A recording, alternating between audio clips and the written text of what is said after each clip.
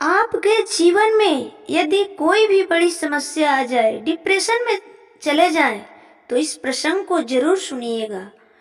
विभीषण जी भगवान श्री राम से कहते हैं, रावण रथी बिरथ रघुबीरा, देखे विभीषण भयहु अधीरा, नाथ नरथ नहीं तन पद त्राणा, कही विधि जीता बबीर बलवाना। भगवान ने कहा, तुझे दिख नहीं रहा है, मेरे पास रथ तो है। कैसे? सुनाहु सखा कह कृपा निधाना, जही जय हो ही सो संध्याना। भगवान श्री राम पुरुषोत्तम पुरुष है, दया निधि है। सुनिएगा, विभीषण जी को अभय वर दे दिया लंकेश। विभीषण जी को अभय वर दे दिया, पल भर में लंकेश बना दिया। इसे कहते हैं स्टेटस जी। मैं नहीं कहती कि आप विदेशी विद्वानों को मत पढ़ो, पर रामचरितमानस इसलिए पढ़ो कि राम से बड़ा स्टेटस जी कोई नहीं है। आप लोग सोच कर देखो कि एक ऐसा भाई जिसको खुद के बड़े भाई ने लात मार के बाहर भगाया, वो जीवन में पहली बार राम से मिलने आया। अब आप मजा लेना कथा कैसे खुलेगी? इसे कहते हैं टेस्टस जी पहली बार मिलने आए। राम ने पहली बार विभीषण को देखा, विभीषण ने पहली बार राम को देखा। पहले सुग्रीव आए, कहा कि रावण के छोटे भाई विभीषण मिलना चाहते हैं। तो बानरों के कुछ सेना पतियों का मत मिलिए। बानरों के कुछ सेना पतियों ने कहा कि मत मिलिए, पता नहीं क्या किस भाव से आया है। आदमी है लेकिन है तो रावण के भाई ही। लेकिन राम ने कहा नहीं, अतिथि है, अतिथि है, जैसा हो मैं मिलूंगा, बुलाइए। एक छोटा सा युद्ध शिविर बना हुआ है पत्थरों का, उसमें राम एक शिला पर बैठे हुए थे। सोच के देखिए, एक तरफ हनुमान है, पीछे शेषा अवतार लक्ष्मण जी खड़े हुए हैं, जामवंत जी, सब चारों तरफ लोग हैं। प्रवेश किया विभीषण जी ने, राम ने खड़े होकर अभिवादन किया और क्या कहा, आपका स्वागत है लंकेश। ये ऐसे जैसे वार्ड कार्यकर्ता दिल्ली से सबसे बड़े दो नेताओं से मिलने आए और वो कहते आओ विधायक जी, तो समझ जाता है कि हमारा तो पक्का बड़े वाले ही कर रहे थे, आओ विधायक जी। वैसा ही भगवान श्री राम कहते हैं विभीषण जी को कि लंकेश आपका स्वागत है। क्या अद्भुत है। आओ लंकेश, अनुजे सहित मिली भीगी बैठारी, और बैठाया। कहा सामने कुर्सी नहीं दी, जिस शिला पर बैठे हुए थे उसी पर बैठाया। एक दो बार को तो विभीषण जी पीछे मुड़कर देखे होंगे कि भैया तो नहीं आ गए, लंकेश किसे बुला रहे हैं। लंकेश तो भाई साहब को बोला जाता है, मुझे क्यों लंकेश बोल रहे हैं। यानी कि पहले दिन अपने समर्थक करने वाले आदमी में एक बीजारोपण आशा का राम ने कर दिया कि चिंता मत करो, मैं हूँ, मैं तुझे लंकेश बना दूंगा। अनुज सहित मिली डिग बैठारी। ये जो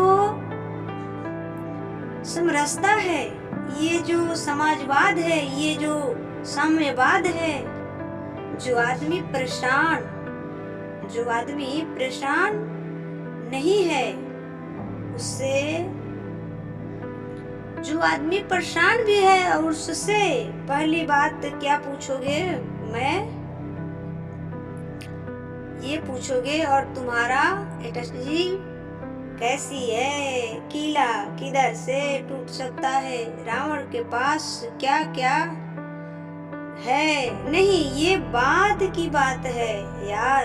लोग पूछते हैं चुनाव कैसे जीते, मत कैसे मिले, मत गिनो, मत मांगो। लोगों का मन मिल गया तो मत अपने आप मिल जाएगा। इसलिए मत मांगिए, मन मांगिए। उस हृदय के रास्ते से ही स्वीकृतता जाती है, चाहे व्यापार की हो, चाहे प्यार की हो। अनुज सहित मिली डिग बैठारी। अनुज सहित मिली डिग बैठारी। बोले बचन भगत भयहारी। ऐसे वचन बोले जिससे किसी भी भक्त का भय दूर ही तो हो जाए। क्या बोले? कहूँ लंकेश, हे लंकेश अधिपति, आप कैसे हैं? आज नहीं तो कल तो लंकेश बनोगे ही। कहूँ लंकेश सहित परिवारा। आपकी फैमिली कुशल कुठार बास तुम्हारा। इन दिनों खराब जगह पर तुम्हारा परिवार है। सब सही तो है, बिटिया सही है, पत्नी आपकी सही है, परिवार आपका सही है, सही तो है। जिसका सेनापति अपने सैनिक से ये प्रश्न करने लगे कि आपकी बेटियां सही है, आपके बेटे सही है, आपका परिवार सही है, व्यक्ति अपने सेनापति से पहले मूर्छे पर निछावर होता है।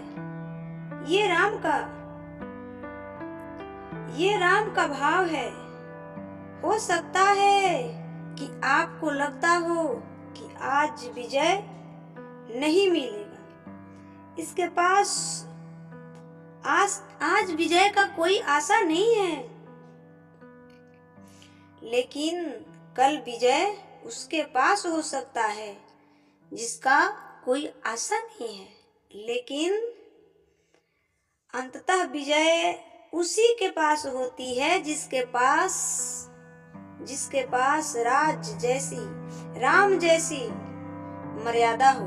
और ये शंका हर आदमी को होती है। यहाँ तक कि युद्ध करते हुए विभीषण जी ने जब पहली बार रावण को रण क्षेत्र में उतरते हुए देखा तो रावण तो उतरा एकदम अपने रथ में बैठे और मिसाइल लेकर। श्री रामचंद्र जी अपने वही एक वलकल पैरों में चप्पल नहीं है, न रथ है। विभीषण जी को शंका हो गई। विभीषण जी ने कहा कि आप तो बिना रथ के हो और रावण रथ में है। यह देखकर विभीषण जी चिंतित हो गए, अधीर हो गए और कहा, भगवान आपके पैरों में तो पत्रादर चप्पल भी नहीं है, इससे जीतोगे कैसे? ये जो मैं बोलने जा रही हूँ, लाइफ के कभी भी डिप्रेशन हो, लाइफ में कभी भी परेशानी हो, आंख की आगे से चीजें चली जाए, उपलब्धियां आते आते ना मिले, कोई हानि हो जाए, ये विभीषण गीता की 8 पंक्तियां लिख के आप रख लेना। इन्हें बार बार पढ़ना, जीवन में उल्लास से भर जाओ। जब भी आपको दिखे कि सामने वाला शत्रु, सामने वाला प्रतिद्वंदी ज्यादा शक्तिशाली है, तो आप विभीषण गीता की पंक्तियां याद रखना। जब विभीषण जी ने कहा भगवान राम से, रावण रथ बीरथ रघुबीरा, देखी विभीषण भय हुआ धीरा। और क्या कहते हैं विभीषण जी, नाथे नरथे नाही तने पद त्राणा, केहि विधि जीता वो बीरे बलवाना।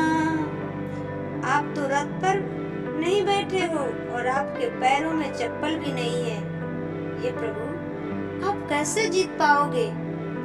भगवान ने कहा तुझे दिख नहीं रहा है, मेरे पास रथ तो है, कैसे है? सुनाहु सखा कह कृपा निधाना, जेहि जय होई सो सेंधन आना।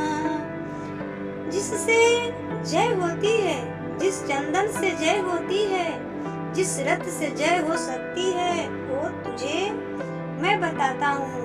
भगवान ने कहा मेरा रथ तुझे दिख नहीं रहा, लेकिन मेरे रथ में 2 चक्के लगे हुए हैं, जिसके पहला चक्का है शौर्य का और दूसरा चक्का है धीरज का। शौर्य रखिए और धैर्य रखिए, और मेरे रथ के ऊपर झंडा भी लगा हुआ है। राम के रथ में झंडा है क्या? सत्यशील दृढ़ ध्वजा पताका, सत्य और शील की दृढ़ ध्वजा लगी हुई है। घोड़े भी है, कितने घोड़े होने चाहिए अच्छे रथ में? 4। कौन से? पहला घोड़ा बल, दूसरा घोड़ा विवेक बुद्धि। बल के साथ विवेक की बहुत आवश्यकता है। राम अकेले हैं जिनमें सब कुछ है, उसके बाद भी विवेक है। विश्वामित्र जी ने लेने गए तो दशरथ ने कहा कि सेना ले जाओ। प्रभु मैं चलता हूँ, बच्चों को क्यों ले जा रहे हो? जवान है, मात्र 15 साल का है। 15 साल के गए थे, आज तो 25 साल तक को पता नहीं होता करना क्या है। 15 साल के राम को विवेक पता है। विश्वामित्र जी ने कहा राजन, मुझे आपका बेटा इसलिए मुझे चाहिए कि लड़ाई बड़ी है, खरदूसर ताड़िका सुबाहु से है, और ये 4 चीजें हैं, इनमें से कोई एक आ जाए तो मनुष्य अविवेकी हो जाता है, अहंकारी हो जाता है। आपके बेटे के पास चारों है, उसके बाद भी संयमित है, विनम्र है, इसलिए इसे मैं ले जाना चाहता हूँ। मैं आपके बच्चों को लेकर जा रहा हूँ। एवं जवानी, दूसरा धन पैसा आ जाए, तीसरा संपत्ति और चौथा प्रभुत्व। ये 4 में से एक मिल जाए तो मनुष्य पागल हो जाता है। हे राजा दशरथ, आपका बेटा अद्भुत है, क्योंकि उसके पास चारों है और फिर भी वो विवेकशील है, इसलिए वो मर्यादा पुरुषोत्तम कहलाएगा। आगे चलकर राम कहलाएगा। बल, विवेक, दम, हित और दूसरा दमन। दमन कैसा? खराब इच्छाओं का दमन।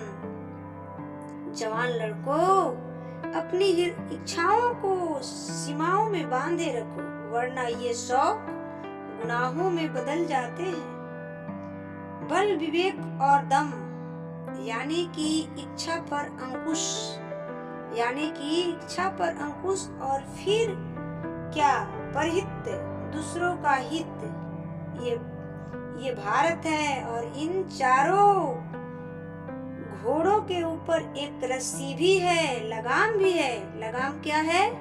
क्षमा, माफ कर देना, कृपया, दूसरे पर कृपया करना। तीसरा, समता, एक जैसे दिखे। ये रज्जू है जो उनको जोड़े हुए है। विभीषण से भगवान कहते हैं कि एक चीज और है, सारथी भी है मेरे रथ में, सारथी भी है मेरे रथ पे, जो तुझे दिख नहीं रहा। वो कौन है? इष्ट, भजन, भगवान का भजन ही इष्ट है। भगवान का भजन, भगवान का चिंतन, भगवान से प्रेम, वो इष्ट है। वो आपके सबसे बड़ी रथ का लगाम है।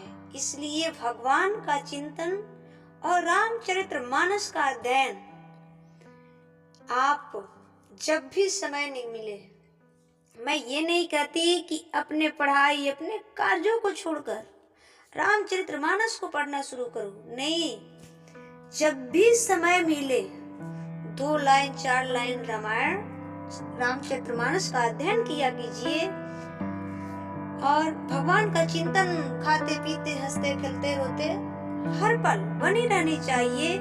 ताकि सबसे बड़ा कोई लगाम है तो भगवान का नाम है, भजन है, कीर्तन है। और जीवन जीने का सबसे बड़ा कोई पैटर्न है, कोई थ्योरी है, कोई फार्मूला है, तो वो है रामचरितमानस। इसलिए रामचरितमानस पढ़ो, विदेशी विद्वानों को सुनो, पढ़ो, उससे कोई दिक्कत नहीं, परंतु रामचरितमानस हम सबके जीवन में अति आवश्यक है। अपने बच्चों को पढ़ाओ। स्कूल में तो शिक्षा मिल जाती है, स्कूल में शिक्षा मिल जाती है, पर संस्कार नहीं मिलती। आज के हमारे युवा भाई और बहन संस्कार के हीन है, उसे संस्कार नहीं है। अपने से बड़ों के साथ कैसे बात करना है, कैसे व्यवहार करना है, ये सब तो आता ही नहीं। क्यों? क्योंकि उन्होंने शिक्षा पाई है, शिक्षा तो पाई है पर संस्कार नहीं पाई। इसलिए संस्कार से रहित होने के कारण अपने से बड़ों के आदर करना, बातें करना उन्हें बिल्कुल नहीं आता है।